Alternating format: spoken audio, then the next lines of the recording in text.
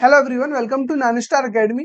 जैसा कि आप सभी को पता है, यूपी स्कॉलरशिप के रिगार्डिंग यानी कि करेक्शन विंडो फिलहाल ओपन है और वो किस कैटेगरी के लिए ओपन है या फिर उसमें क्या क्या हम करेक्शन कर सकते हैं, इस सब के लिए तो हम बात करेंगे ही। उसी के साथ साथ जिन बच्चों का रिजेक्ट हो गया है या फिर उनका ब्लॉक्ड कर दिया गया है या फिर कुछ बच्चे ऐसे हैं जिनका पेमेंट फेल्ड शो हो रहा है, यानी कि उनका यूपी स्कॉलरशिप की साइट पे तो पेमेंट दिखा रहा है कि उनके बैंक अकाउंट में जा चुकी है, लेकिन पीएफएमएस पर वो अभी भी पेमेंट फेल्ड शो हो रहा है। तो उन सब बच्चों के लिए क्या रिजोल्यूशन है यहाँ पे, उस सब के लिए मैं यहाँ पे बात कर रहा हूँ। तो उसके लिए जरूरी है कि आप लोग वीडियो को लास्ट तक देखना, और जितने भी लोग नए आए हैं यहाँ पे, जितने भी स्टूडेंट न्यू ज्वाइन हुए हमारे साथ, वो इस चैनल को सब्सक्राइब कर लेना और बेल आइकन को भी प्रेस कर देना ताकि हर एक वीडियो का नोटिफिकेशन मिल सके। ठीक है, तो मैं आप लोगों के सामने ऐसा तो है नहीं कि डेली की वीडियो लेके आता रहता हूँ, मैं तभी आपके सामने आता हूँ जब मेरे पास कुछ ऑथेंटिक इन्फॉर्मेशन होती है।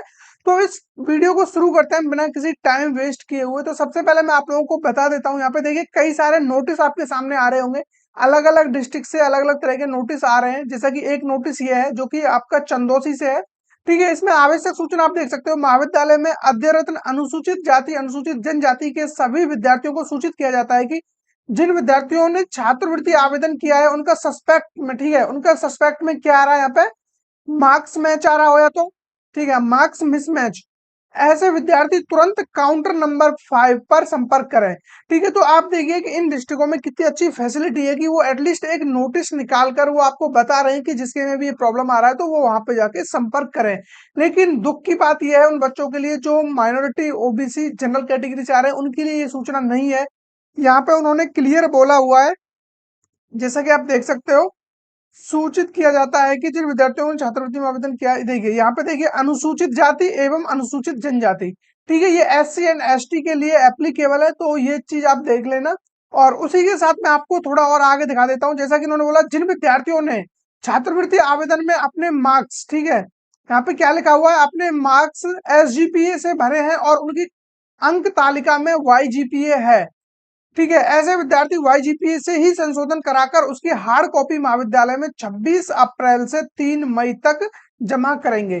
ठीक है, तो ये नोटिस है। अब ये नोटिस ऐसा नहीं है कि इन्होंने ही कुछ स्पेशल किया हुआ है इसमें, ये आप लोग जैसे यूपी स्कॉलरशिप की वेबसाइट पर जाओगे तो यहाँ पे ये ऑलरेडी कई महीनों पहले, ठीक है, ये कई जनवरी के लगभग 7 जनवरी 2024 को ही ये नोटिस जो भी है ये ऑलरेडी पूरा रिलीज हो चुका है। पूरा शेड्यूल कब क्या होने वाला है, तो ये एससी एसटी वालों का ही शेड्यूल है जो मैं आपको बता रहा हूँ यहाँ पे। ठीक है, तो यहाँ पे आप लोग देख पा रहे होंगे कि जो करेक्शन की डेट है, छात्रों द्वारा सही आवेदन को जमा करना एवं संस्थान द्वारा पुनः अग्रेसित करना, इसकी जो डेट है वो है 26 अप्रैल से 7 मई। और यही मैं आपको करेक्शन की डेट दिखा दूं यहाँ पे, तो उससे आप लोगों को क्लियर कट आइडिया लग जाएगा कि हाँ करेक्शन की डेट ये हमें पहले ही बता दी गई थी। देखिए, त्रुटिपूर्ण आवेदन को छात्रों के स्तर से सही करना, स्टूडेंट लेवल पे जितना भी यहाँ पे करेक्शन होना है उसकी जो डेट है 26 अप्रैल से 3 मई, ये मैंने आपको हर एक वीडियो में बताया हुआ है। जितने भी बार मैंने एससी एसटी का शेड्यूल आप लोगों के सामने रखा हुआ, तो ये सारा डेटा पहले से फिक्स है। ठीक है, तो अब यहाँ पे कौन कौन बच्चे करेक्शन कर सकते हैं वो मैं आपको बता देता हूँ यहाँ पर। ठीक है, तो उसके लिए मैंने कुछ यहाँ पे एक पीडीएफ है, उससे आप लोगों को ये इजीली समझ में आ जाएगा।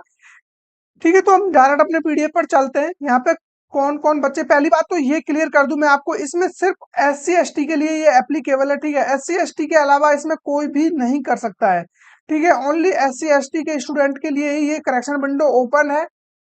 और उसमें भी एससी एसटी में भी आप लोग ये मान के चलिए कि जो भी बच्चे, यानी कि जितने भी बच्चे आपके क्या, जिनका ब्लॉक्ड हो चुका है, ठीक है, या फिर रिजेक्ट हो चुका है, उनके लिए ये विंडो ओपन नहीं है, ये मैं आपको बता देता हूँ। ठीक है, जितने भी बच्चों का एप्लीकेशन रिजेक्ट हो चुका है तो वो रिजेक्ट ही रहेगा, उनको ये विंडो ओपन नहीं होगा। कभी आप चेक कर रहे हो कि आपके में संशोधन का ऑप्शन नहीं आ रहा है, तो वो बिल्कुल भी नहीं आएगा। ठीक है, ऐसे काफी सारे बच्चे हैं जिनका रिजेक्ट वगैरह हो गया है, तो वो प्लीज इसको चेक मत करें।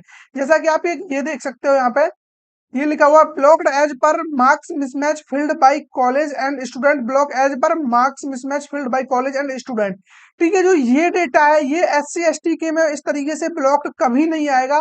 ठीक है, अब ये ब्लॉक्ड किस के में आ रहा है, ये ब्लॉक्ड आ रहा है जनरल ओबीसी माइनॉरिटी, इस तरीके का जो ब्लॉक्ड है। ठीक है, तो इनका तो वैसे भी कुछ नहीं होने वाला है। जनरल ओबीसी माइनॉरिटी का मैं आपको बता दूं कि आपके लिए कोई करेक्शन विंडो ओपन यहाँ पे नहीं है, और ना ही ऐसी कोई करेक्शन विंडो ओपन होने वाली है।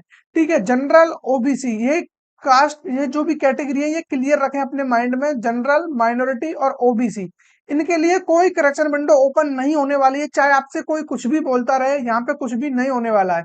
हाँ, जनरल ओबीसी माइनॉरिटी के लिए कुछ यहाँ पे अभी ऑप्शंस बचे हुए हैं, जिनकी स्कॉलरशिप नहीं आई है, उनका मैं आने वाला मतलब फर्दर कुछ मिनट में यहाँ पे डिस्कस कर रहा हूँ। तो उससे पहले मैं जो SC ST वाले हैं उनको कवर कर लेता हूँ यहाँ पे। ठीक है, तो ये मैंने आपको बता दिया है। और जिनके में भी देखिए, ये चाहे भले ही ये किस कैटेगरी का बच्चा है, यहाँ पे कैटेगरी थोड़ा हट मतलब छुपा हुआ है, तो कोई दिक्कत नहीं है। जितने भी बच्चों के में ये आ रहा है अभी भी pending at district scholarship committee, इन बच्चों को अभी भी थोड़ा पेशेंस बना के रखना है। और हाँ, यदि ये SC ST वाले हैं तो डेफिनेटली इनका करेक्शन विंडो वगैरह भी वहाँ पे ओपन शो हो रहा होगा। और नहीं भी हो रहा होगा तो इनका ये जो भी है इस बार ये उनका वेरीफाइड कर दिया जाएगा, या फिर ये स्टेटस उनका चेंज हो चुका होगा, या तो वेरीफाइड हो चुका होगा SC ST का, या फिर वहां पे कुछ ना कुछ आपको प्रॉब्लम दिखा दिया होगा, जो भी एरर्स आए होंगे, तो उसके बेस पे अब आप अपना करेक्शन कर सकते हो। ठीक है, और यदि ये माइनॉरिटी, जनरल, ओबीसी इन कैटेगरी के में ये प्रॉब्लम दिख रहा है तो अभी भी आप लोग वेट करिए। ठीक है, चाहे भले ही आपके में फंड खत्म हो गया हो, चाहे जो भी रीजन रहा हो, लेकिन अभी भी आपको वेट करना पड़ेगा। मैंने जनरल कैटेगरी के ऐसे स्टूडेंट देखे हैं जिनकी 6 महीने बाद यानी कि 6 मंथ्स बाद उनकी स्कॉलरशिप आई है। ठीक है, जिनका पेंडिंग है डिस्ट्रिक्ट स्कॉलरशिप कमेटी था। तो आप लोग इससे निश्चिंत रहिए बिल्कुल भी, जितने भी बच्चों को ये आ रहा है एटलीस्ट आप ये समझिए कि जब कुछ ना से तो ये सही है कि आपका एटलीस्ट ये पेंडिंग आ रहा है। कुछ बच्चों को जिनका ब्लॉक्ड हो गया है, रिजेक्ट हो गया है, उनके पास तो बिल्कुल जीरो ऑप्शन है, कोई ऑप्शन उनके पास अवेलेबल नहीं है इस तरीके का। ठीक है, तो ये आप लोग ध्यान रखना थोड़ा। और उसके साथ में आपको ये दिखा दूं, हर जगह से काफी अलग अलग तरीके के नोटिस आ रहे हैं। ये ग्रेटर नोएडा का एक नोटिस है, ये आप पढ़ सकते हो यहाँ पे। संस्थान में अध्ययनरत छात्र छात्राएं जिन्होंने उत्तर प्रदेश दसमोत्तर छात्रवृत्ति शुल्क प्रतिपूर्ति हेतु सही सही ब्रांच में आवेदन किया था। ठीक है, उन्होंने सब कुछ एक्यूरेट किया था, फिर भी उनका करंट स्टेटस में नॉट इंक्लूडेड। ये काफी बच्चों के में ये प्रॉब्लम आ रहा होगा, आप में से भी कोई हो सकता है ऐसा जिनके में ये आ रहा होगा, not included in demand due to master fees not found. ठीक है, ये प्रॉब्लम आ रहा है तो प्रदर्शित हो रहा है, तो करंट स्टेटस का प्रिंट आउट कुल सचिव कार्यालय काउंटर नंबर 10 स्टूडेंट सेल में दिनांक 30 अप्रैल 2024 तक अवश्य जमा करें। ठीक है, ये 30 अप्रैल इन्होंने बोला हुआ है, तो ऐसा नहीं है कि 30 अप्रैल तक ही होगा, आप 3 मई तक ये सब कुछ जमा करा सकते हो। ठीक है, अब ये पर्टिकुलर उन्होंने अपने डिस्ट्रिक्ट के लिए या फिर अपने एरिया के लिए ये बात कही है। तो आपके सीन में जो भी आपका कुल सचिव कार्यालय हो, जहां भी आपका समाज कल्याण हो, वहां पे आप लोग अपना करंट स्टेटस की कॉपी जाके वहां दिखा सकते हो और उसको सबमिट करा सकते हो। यदि आपके में ये प्रॉब्लम आ रहा है तो not included in demand due to master fee not found. अब इसमें ये जरूरी नहीं है कि ये SC ST के लिए, ये फिर किसी भी कैटेगरी के लिए आप हो सकते हो, ये सबके लिए एप्लीकेबल है। चाहे आप SC से हो, ST से हो, OBC से हो, या फिर माइनॉरिटी से हो, या फिर आप जनरल कैटेगरी से हो, जिसके में भी ये प्रॉब्लम आ रहा है तो उनके पास अभी भी मौका है कि उनको स्कॉलरशिप यहाँ पे प्रोवाइड हो सकती है। ठीक है, तो काफी हद तक चांस है। आप लोग अपना जो भी करंट स्टेटस है उसकी प्रिंट आउट निकलवा के उसको आप लोग वहां पे जमा करके आइए, ताकि फर्दर उस पर एक्शन लिया जा सके। इसी के साथ साथ एक और प्रॉब्लम है जो बच्चों को फेस करने को मिल रहा है, वहां पर भी आप लोगों के लिए एक पॉजिटिव न्यूज है, फिर चाहे आप किसी भी कैटेगरी से हो। ठीक है, और थोड़ा हम आगे चलते हैं तो यहाँ पे देखिए, एक अभी ये न्यूज़पेपर में भी रिलीज हुआ है कल के दिन। हालांकि इसमें भी कुछ ऐसा नहीं बताया इन्होंने, छूट गए 1.25 लाख SC विद्यार्थियों को अगले महीने मिलेगी छात्रवृत्ति। ठीक है, तो SC वाले जो इतने भी स्टूडेंट हैं उनके लिए सेकंड ऑप्शन ऑलरेडी अवेलेबल है, करेक्शन विंडो उनका ऑलरेडी ओपन है। तो जो भी 1.25 लाख बच्चे हैं उनके लिए इन्होंने बोला है कि यहाँ पे वो बच्चे फिर से अपना करेक्शन कर सकते हैं, जिन बच्चों को 31 मार्च तक भुगतान नहीं किया गया था, तो वो अपना फिर से करेक्शन वगैरह करके, और उन बच्चों को जो स्कॉलरशिप है वो प्रोवाइड की जाएगी खाते में, उनके जो पैसा है वो 15 मई से आना स्टार्ट हो जाएगा। और ये बात इन्होंने कोई नई बात नहीं कही है, ये मैंने ऑलरेडी आपको बताया हुआ है, जैसा कि आप यहाँ पे देख पा रहे होंगे। जो पूरा शेड्यूल रिलीज हुआ था, करेक्शन विंडो के बाद फर्दर वही सारी चीजें होंगी, आपकी स्क्रूटनी होगी, स्क्रूटनी के बाद NIC द्वारा, ठीक है, ये हो जाएगा, जनपति समिति द्वारा डेटा को लॉक किया जाएगा। जो डेटा को लॉक करने की डेट है वो 14 जून है। ठीक है, इसके बाद आपका कोई चेंजेस नहीं किए जाएंगे। जो भी आपका समाज कल्याण है उसके थ्रू पूरा डेटा लॉक कर दिया जाएगा, डेटा फिल्टर हो जाएगा, और उसके बाद 18 जून को मांग सर्जन हो जाएगी। देन उसके बाद जैसे ही ये सब हो जाएगा, उसके बाद फर्दर आपका जो भी है स्कॉलरशिप को डिस्ट्रीब्यूट किया जाएगा, और उसकी डेट भी आप लोगों को पहले से पता है। जो स्कॉलरशिप की डेट है वो आप लोगों के लिए रखी गई है 28 जून तक। और ये कब से स्टार्ट होगा, ये अप्रोक्सीमेट आपका 18 जून से आप मान लीजिए, और इवन ये 15 जून से इन लोगों ने दिखाया हुआ है न्यूज़पेपर वगैरह में। लेकिन मैं नहीं मानता कि 15 जून से आपकी स्कॉलरशिप आना स्टार्ट हो जाएगी। आप मान के चलिए कि 18 जून से आपकी स्कॉलरशिप आना स्टार्ट हो जाएगी, क्योंकि जो मांग सृजन है जो मांग सर्जन है वो 18 जून को ही है, ठीक है। 18 जून को जैसे ही मांग सर्जन होगी उसके तुरंत बाद से ये पैसा भेजा जाएगा। आप यहाँ पे देख पा रहे होंगे, जनपद स्तरीय विभाग अधिकारी के डिजिटल सिग्नेचर से लॉग डेटा के आधार पर एनआईसी की राज्य इकाई से मांग सर्जन करना।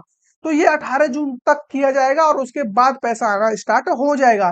तो न्यूज़पेपर में ऐसा कुछ खास नहीं बताया, वो वही चीजें बताई हुई है जो कि ऑलरेडी इन्होंने सब कुछ अपने यहाँ पे इस ब्राउचर में बताया हुआ है, ठीक है। तो उसके बाद यहाँ पे कुछ और नहीं रह जाता है ऐसा बताने वाला, ठीक है। तो आप लोग ऐसे स्टेटस देख सकते हो जिनका वेरीफाइड आ रहा है अभी भी, चाहे फिर आप किसी भी कैटेगरी से हो। जैसे कि इस बच्चे का आप देख पा रहे होंगे, ये जनरल कैटेगरी से है, ठीक है। जनरल कैटेगरी से होने के बावजूद इसका अभी तक वेरीफाइड है, ना रिजेक्ट हुआ है ना ही ब्लॉक्ड हुआ है। तो जिन बच्चों का अभी तक वेरीफाइड है तो प्लीज वो वेट करिए, उनका पैसा अभी भी उम्मीद है कि आपका पैसा आपके अकाउंट में आ सकता है, चाहे कितना ही टाइम लग जाए। मैं आपको ये नहीं कह रहा कि आपका पैसा 28 जून तक आ जाएगा, मैं ये कह रहा हूँ कि चाहे आपका पैसा 2 महीने में आए, 3 महीने में आए, चाहे 6 महीने में आए, लेकिन आपका पैसा आपके अकाउंट तक पहुंचेगा। यदि आपका अभी तक वेरीफाइड है तो तब आप वेट कर सकते हो। अदरवाइज मैं आपको क्लियर कट बता दूं, जिन बच्चों का ब्लॉक्ड है, ठीक है, अब वो फिर चाहे किसी भी कैटेगरी के हो या फिर रिजेक्ट है, ये ऐसा नहीं है कि जनरल वालों के लिए इसका नुकसान है। चाहे आप एससी से हो, एसटी से हो या फिर आप ओबीसी से हो, किसी भी कैटेगरी से आप हो, माइनॉरिटी से हो या जनरल से हो, सभी बच्चों का पैसा, किसी का भी यहाँ पे पैसा नहीं आएगा जिनका भी ब्लॉक्ड है या रिजेक्ट है। इवन आप यहाँ से पता लगा सकते हो जिन बच्चों का ब्लॉक्ड हो गया या रिजेक्ट हो गया उनके लिए करेक्शन विंडो ओपन नहीं किया गया है, चाहे वो एससी के हो, एसटी के हो, किसी भी कैटेगरी के हो, ठीक है। तो अब आपको पता चल चुका होगा, करेक्शन सिर्फ वही लोग कर सकते हैं जिनके में जैसे कि मार्क्स नोट मिसमैच हो गया, या फिर कोई और प्रॉब्लम्स हो गई, 10th की प्रॉब्लम हो गई, या फिर उनका कोई काउंसलिंग वगैरह की प्रॉब्लम्स हो गई। ये छोटी मोटी जो प्रॉब्लम्स है इनके लिए ही करेक्शन विंडो ओपन होता है। करेक्शन विंडो में आप कुछ खास चीजें चेंज नहीं कर सकते, सीजीपीए वगैरह, मार्क्स वगैरह, यही सब चीजें चेंज कर सकते हो।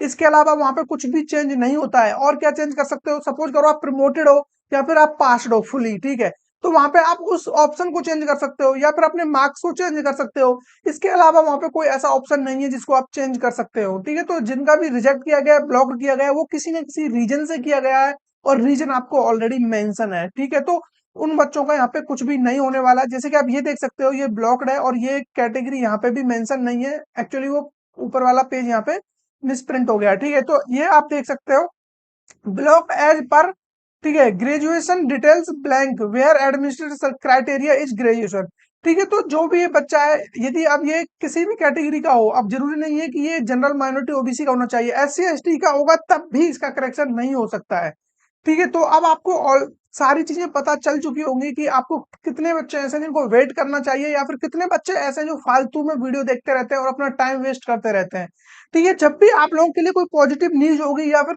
जैसी भी इंफॉर्मेशन होगी, मैं आप लोगों के सामने आ रहा हूँ, चाहे कितना भी टाइम लगे।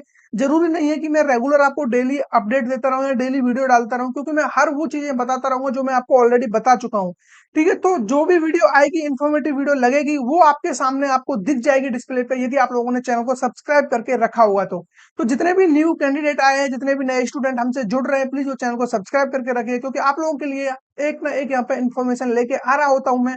और जो भी ऑथेंटिक न्यूज होती है या फिर जो भी आप लोगों के लिए बेनिफिशियरी इन्फॉर्मेशन होती है, वही मैं आपके सामने रखता हूँ। ऐसे ही कोई डेटा लेके मैं नहीं आता हूँ। और इसके आगे भी आने वाले समय में भी आप लोगों के लिए जितनी भी स्कॉलरशिप्स हैं उन सबके रिगार्डिंग मैं टाइम टू टाइम अपडेट देता रहूंगा। और आने वाले समय में आप लोग ये गलतियां ना करो जो इस बार की हुई हैं, तो उसके लिए भी आप लोगों को जरूरी है कि आप हमसे जुड़े रहिए और इस चैनल को सब्सक्राइब करके रखिए, बेल आइकन को प्रेस करके रखिए, क्योंकि ये आप लोगों की ही कम्युनिटी है। इसको जितना भी बढ़ाओगे, 9 स्टार फैमिली को जितना बढ़ाओगे, उतनी ही ज्यादा इन्फॉर्मेशन यहाँ से निकल के आती रहेंगी। और मैंने यूपी स्कॉलरशिप के रिगार्डिंग एक व्हाट्सएप ग्रुप भी बनाया हुआ है, तो आप उससे भी ज्वाइन कर सकते हो, ठीक है। उसका लिंक आपको मेरे जो भी जो यूट्यूब चैनल है उसकी कम्युनिटी पोस्ट में आप जाओगे, कम्युनिटी सेक्शन में आपको उसका लिंक मिल जाएगा, ठीक है। 1 से 2 पोस्ट नीचे आपको लिंक मिल जाएगा, मैं आपको यहाँ पे दिखा देता हूँ यदि पॉसिबल हुआ तो, ठीक है।